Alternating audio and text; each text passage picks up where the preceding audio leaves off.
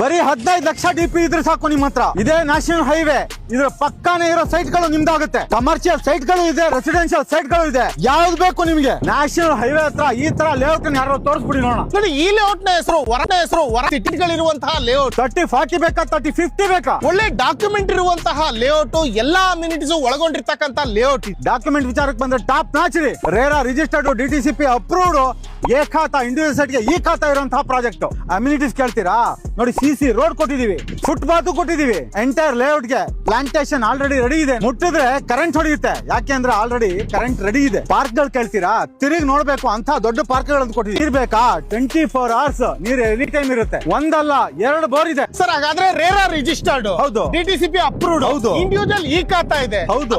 National highway ಪಕ್ಕನೇ ಇದೆ, ಹೌದು. Commercial sites ಇದೆ, ರೆಸಿಡೆನ್ಶಿಯಲ್ ಇದೆ. ಹೌದು ಹೌದು. ಒಂದ್ ಒಳ್ಳೆ ಪ್ರೈಸ್ ಹೇಳ್ಬಿಡಿ. ಮತ್ತೆ ಪ್ರೈಸ್ ಬಂದ್ಬಿಟ್ಟು ನೀವು ಕೋಟ್ ಮಾಡ್ತಿರೋದು ಈ ಸಂಡೇ ಯಾರು ಬರ್ತಾರೋ ಅವ್ರಿಗೆಲ್ಲ 4699 ಮಾಡ್ತಾ ಇದ್ದೀನಿ.